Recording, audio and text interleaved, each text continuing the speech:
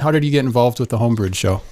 Home Brewed just sort of came to us like this. It's May, so May of 2015, I think, was our first show. So going at it for 9 years now. With that, it was just one of those things that WAPL throughout the years has always been, very supportive of local music. We're not a Clear Channel, we're not an iHeart, we're not a that kind of a big conglomerate. We're local, and why not, support your community, especially if you're a music station with music that way. So there have been entities throughout the years on WAPL, homegrown. It was at one point, with the local music that way. We've released different cassette tapes, albums, apple cider kind of stuff throughout the years with different local bands. So we've always been really supportive that way. But around that time,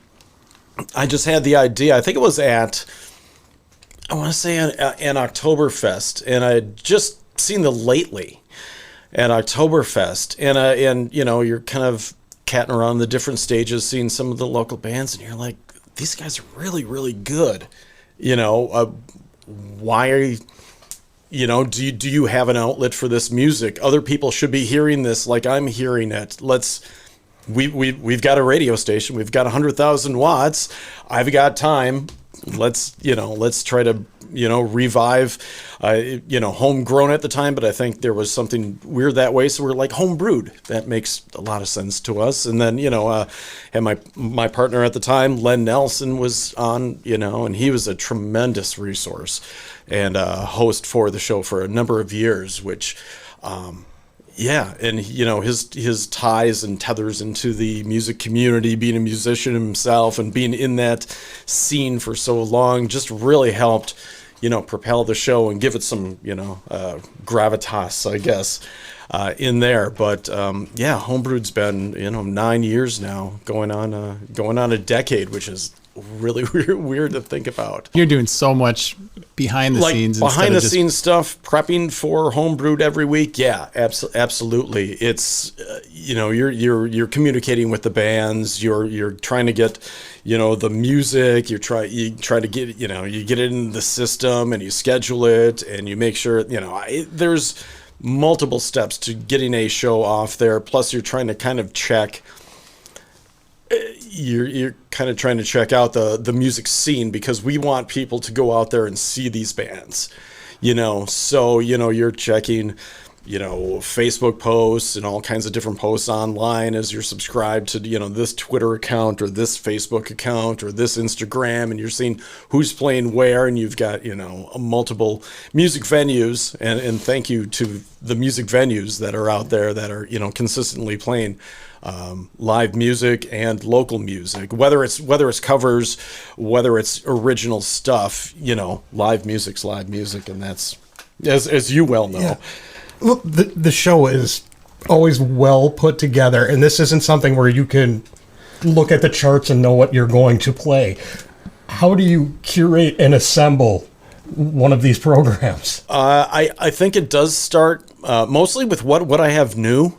What the new music that I get in that's submitted to us. A lot of that you kind of go through, as you said, curate the local music that's sent in, and it's not now it's getting, and it's been this way for a while, but Milwaukee, Eau Claire, Wausau, Madison, around the state that you're getting submissions from, which is great.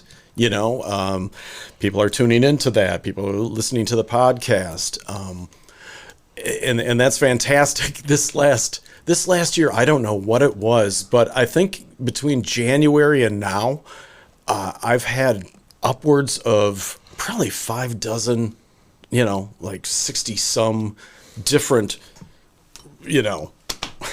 new songs, new bands, being submitted out there. I think it's largely due to everyone's kind of inside during the winter, working on it, writing it, producing it, and everything like that. And then spring is like, blah, here you go, enjoy it. So it's kind of a tough line to balance on, I guess, with you've got the new music, you want to feature the new music, and then you've got the live music. So there's always this constant, I find myself looking at a playlist when I do it, and I don't just generate a playlist immediately and go, well, that's it.